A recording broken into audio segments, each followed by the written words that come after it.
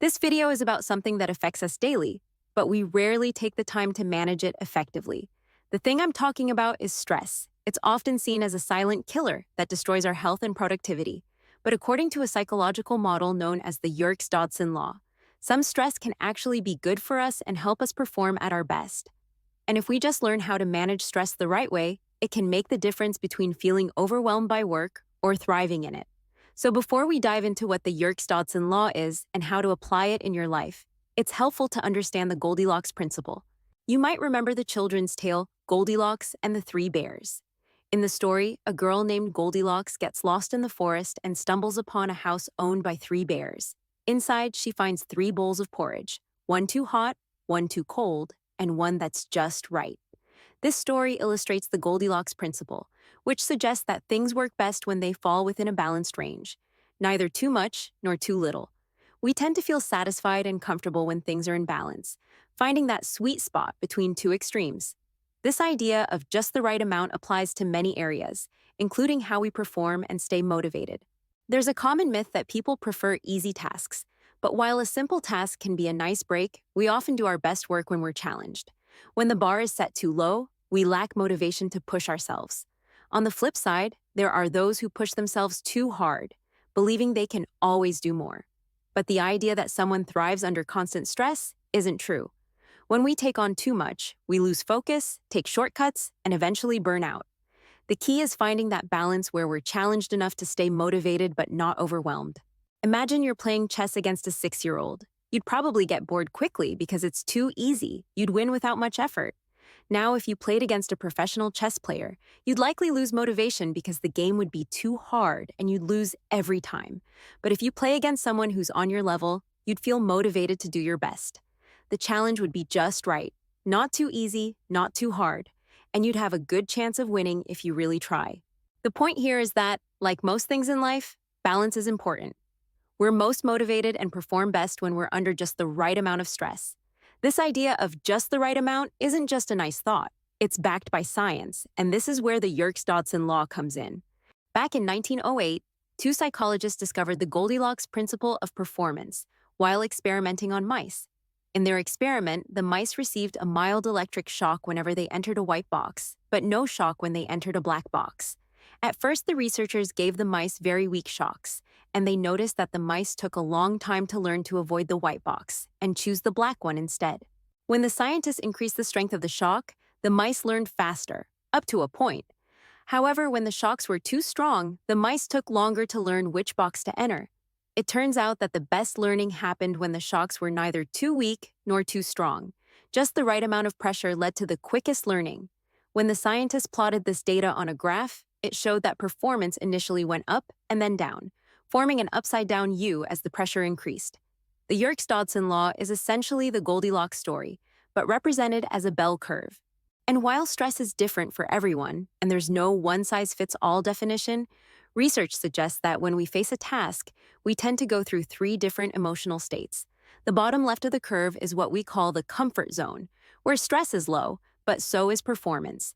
It's like being in a place that's too cold for your brain to work well. You might feel bored, unmotivated, and too relaxed. This happens when tasks are too easy, familiar, or the deadline is far away. Even if the task is important, without enough stress to push you, you might end up spending the day watching Netflix or scrolling through social media instead of getting things done. In the middle of the curve, we reach the ideal zone, also known as the Goldilocks zone. As your stress level begins to rise from 0, you become more motivated and effective, eventually hitting your peak. This is where you're most productive. In this zone, you experience just the right amount of stress, which helps you stay focused and motivated, often described as being in the zone or in a flow state. Here, tasks are challenging but achievable, and you have the energy to get things done efficiently. Finally, if our stress goes beyond the sweet spot, we enter the panic zone, where it's too hot for our brain to work well. Tasks feel too hard or the deadline is too close, leaving us feeling overwhelmed, exhausted, anxious, and burned out. While this level of stress can be helpful in emergencies when you need to act fast, it actually harms your performance and well-being the more intense it gets and the longer it lasts. In this zone, we might trick ourselves into thinking that working harder will help, but that's not true. Working extra hours nonstop might seem like the right move, but it actually makes things worse. Instead of easing the pressure, you pile on more, keeping yourself stuck in the panic zone where your productivity drops dramatically. Now, it's important to understand that the yerkes-dodson law also takes into account how complex or difficult a task is. The curve's shape changes depending on the task's difficulty, your skill level, and how familiar you are with it. On the graph, you can see that the ideal stress level is lower for harder tasks and higher for easier ones. For example, if you're about to do a really easy task, your optimal stress level will likely be higher, meaning you'll need to add more stress to be more effective. So, now that you know what the Yerkes-Dodson law is and how our minds and bodies handle stress, how can you use this simple graph to find your ideal zone and avoid the extremes? This graph can help you think more strategically about stress, turning it into something you control instead of something that controls you. When you're starting a task or in the middle of one, keep this graph in mind and try to figure out which side of the curve you're on. If you feel like your productivity is low and you're not in the ideal zone, you can use some techniques to help you get there. And here are a few effective ones you can use. Let's say you realize you're in your comfort zone. This zone might feel safe and comfortable, but staying there holds you back from growing. When tasks become too familiar, they also become boring and uninspiring, which can lead to stagnation. You miss out on chances to learn new things, and you waste time on unproductive activities. Even though it's tempting to stay in your comfort zone, it's important to push yourself a little. Your brain works best when it faces a bit of stress. One of the best ways to do this is by taking on a challenge that motivates you to engage. A simple and effective method is to set fake tight deadlines. Tight deadlines push us to focus and make the most of our time. To get started, try work compression. This means cutting the time you give yourself to finish a task by a certain percentage, like 30%. For example, if you usually spend an hour on a task, aim to finish it in 40 minutes instead. Once you get used to working at this faster pace, you can try reducing the time even more to keep the challenge going. Now let's say you realize you're in the panic zone. Here you might feel overwhelmed, anxious, and full of self-doubt. It's hard to make progress, and you end up feeling frustrated and stuck.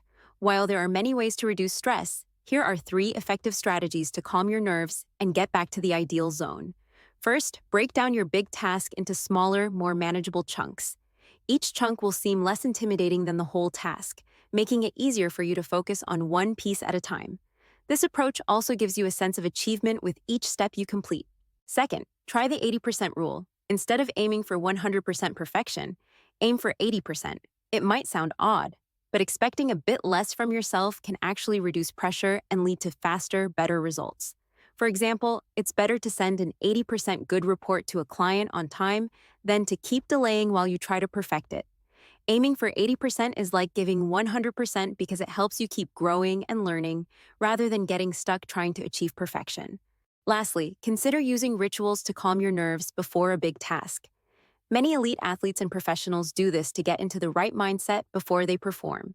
For example, tennis champion Serena Williams bounces the ball 5 times before her first serve, and Cristiano Ronaldo, the famous soccer player, always steps onto the field with his right foot first.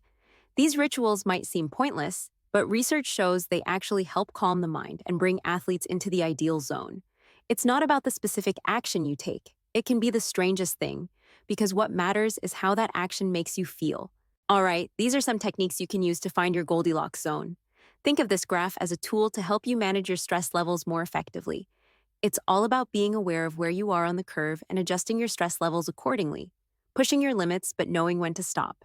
Since your position on the curve can change daily or even minute by minute, staying aware is key. This awareness will help you maintain a balanced level of stress so you can achieve your best results.